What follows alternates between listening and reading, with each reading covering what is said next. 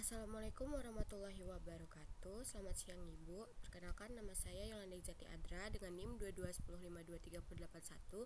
Saya akan membacakan summary tentang dua jurnal. Yang pertama itu ada jurnal tentang ESG, yang mana pada penelitian ESG ini atau kita bisa kenal dengan environmental, social, dan governance terhadap kinerja keuangan perusahaan, khususnya itu di sektor real estate. Yang mana di era modern sekarang ini, investor tidak hanya memperhatikan aspek keuangan, tetapi juga memperhatikan risiko dan peluang dari faktor-faktor non keuangan seperti ESG, yang mana itu didorong oleh kesadaran yang meningkatkan terhadap keberlanjutan, tanggung jawab sosial, dan tata kelola yang baik. Nah, ESG dan pengungkapan CSR ini pertama itu dikenakan oleh Hooker Swins pada tahun 2005 dan dari laporan Fresh Flight oleh UNEP yang menyoroti bahwa relevansi ESG ini dengan penelitian keuangan. Nah, konsep ini kemudian menjadi dasar bagi inisiatif seperti Principles for Responsible Investment, yang mana pada sektor real estate dan G7 itu penelitian memilih sektor real estate karena sifatnya yang berbasis aset dan investasi jangka panjang yang sesuai dengan tujuan ESG.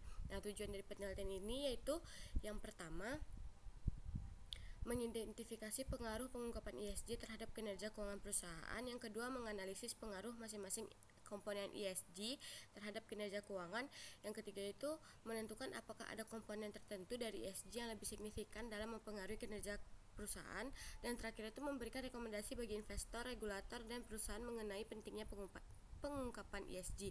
Nah, metodologi pada jurnal ESG ini menggunakan pendekatan kuantitatif dengan data panel yang memanfaatkan data ESG yang diambil dari Bloomberg Terminal untuk periode 2014 sampai 2018, yang mana analisisnya ini menggunakan analisis regresi multivariat dengan software Stata, yang mana sampel itu terdiri dari 77 perusahaan real estate yang terdaftar di negara-negara G7 dengan total 380 observasi. Nah, variabel independennya itu adalah skor ESG, variabel dependennya itu ada ROA, ROC atau return on capital, harga saham, dan rasio price to earning. Nah, variabel kontrolnya itu ada total aset, kapitalisasi pasar, efek negara, dan efek waktu.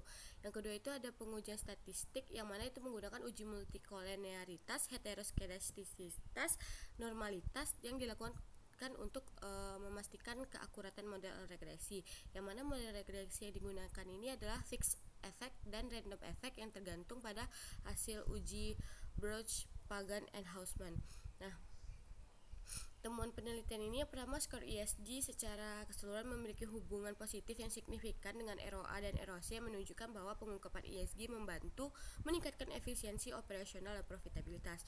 Yang kedua itu tidak ditemukan hubungan yang signifikan antara ESG dengan harga saham dan rasio price to earning yang menunjukkan bahwa pasar saham mungkin kurang responsif terhadap pengungkapan ESG jangka pendek. Nah, pengaruhnya itu masing-masingnya itu pertama pada environmental yang menunjukkan bahwa hubungan positif signifikan dengan erosi, dan harga saham yang menandakan bahwa faktor lingkungan menjadi perhatian utama investor. Yang kedua itu ada sosial, yang mana tidak ada hubungan signifikan dengan kinerja keuangan, yang mana faktor ini tampaknya kurang diperhatikan oleh pasar atau tidak memiliki dampak langsung terhadap profitabilitas. Yang terakhir itu ada governance, yang mana tidak menunjukkan hubungan signifikan dengan indikator keuangan meskipun tata kelola yang baik penting untuk membangun kepercayaan investor. Nah, diskusinya itu yang pertama, bagi perusahaan pengungkapan ESG ini baik untuk meningkatkan kepercayaan investor, mengurangi biaya modal, memperkuat stabilitas operasional. Perusahaan real estate ini dengan investasi jangka panjang perlu memprioritaskan komitmen ESG untuk memastikan keberlanjutan dan daya saing perusahaan. Nah, bagi investor ini disarankan untuk menggunakan skor ESG sebagai alat evaluasi tambahan untuk memprediksi stabilitas dan risiko perusahaan di masa depan.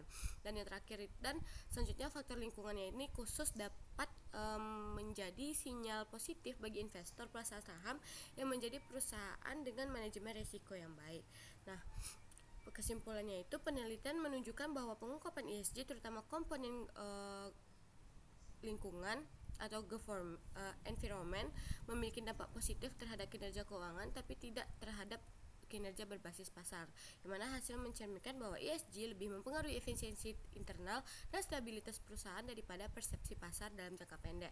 Faktor lingkungan ini terbukti menjadi pendorong utama peningkatan nilai perusahaan di mata investor, sementara faktor sosial dan tata kelola memerlukan perhatian yang lebih lanjut untuk meningkatkan relevansinya. Selanjutnya itu pada summary financial literacy, yang mana membahas tentang pengaruh literasi keuangan terhadap materialisme di kalangan Gen Z Indonesia pada tahun 2022. Nah, literasi keuangan ini didefinisikan oleh OECD sebagai kombinasi kesadaran, pengetahuan, keterampilan, sikap, dan perilaku yang diperlukan untuk membuat keputusan keuangan yang bijak, yang pada akhirnya menunjukkan bahwa kesejahteraan finansial individu, yang mana penelitian ini juga menyoroti tentang materialisme yang berkembang, termasuk gaya hidup konsumtif seperti flexing, pembelian kompulsif, dan meningkatnya kecenderungan berutang. Nah, hasil survei nasional di Indonesia menunjukkan bahwa literasi keuangan hanya mencapai 38,03% pada tahun 2019, sementara itu telah memberikan akses mudah bagi masyarakat tetapi meningkatkan risiko gagal bayar terutama di kalangan Gen Z. Nah, tujuan penelitian ini pertama menguji pengaruh financial literasi terhadap nilai materialisme di kalangan Gen Z, kedua menentukan apakah jenis kelamin dan latar belakang pendidikan berperan penting dalam meningkatkan materialisme tersebut, yang ketiga itu ada mengidentifikasi dimensi literasi keuangan yang paling signifikan dalam mempengaruhi materialisme, yang mana penelitian ini dilakukan dengan survei terhadap 592 responden Gen Z yang mana lahir di tahun 1997 sampai 2005 yang tinggal di Indonesia, dan data itu dikumpulkan menggunakan kuesioner berbasis skala Likert yang mengukur pertama itu ada literasi keuangan, yang kedua itu ada materialisme, yang mana literasi keuangan ini meliputi sikap keuangan, perilaku keuangan, pengetahuan keuangan, sedangkan materialisme ini mengukur 3 dimensi yaitu kesuksesan, sentralitas, dan kebahagiaan. Nah, data analisis menggunakan metode Ordinary Least Squares atau OLS untuk mengukur pengaruh variabel independen terhadap materialisme. Nah, hasilnya itu pengaruh literasi keuangan secara signifikan mengurangi nilai materialisme, yang mana individu dengan literasi keuangan yang baik memiliki cenderung pandangan yang kurang materialisme. Dari 3 dimensi keuangan, hanya sikap keuangan yang mempengaruhi signifikan dalam mengurangi materialisme. Sikap ini mencerminkan orientasi terhadap keuangan jangka panjang dan pengendalian utang. Perilaku dan pengetahuan keuangan tidak menunjukkan pengaruh signifikan terhadap materialisme. Yang kedua itu ada pengaruh jenis kelamin, tidak ditemukannya perbedaan signifikan antara laki dan perempuan dalam meningkatkan materialisme. Yang ketiga itu ada pengaruh latar belakang pendidikan, yang mana para responden ini dengan latar belakang pendidikan ekonomi dan bisnis cenderung lebih materialistik dibandingkan mereka dengan latar belakang pendidikan non-ekonomi. Hal ini terkait dengan fokus pendidikan bisnis dengan nilai-nilai ekstrinsik seperti keuntungan, akumulasi kekayaan.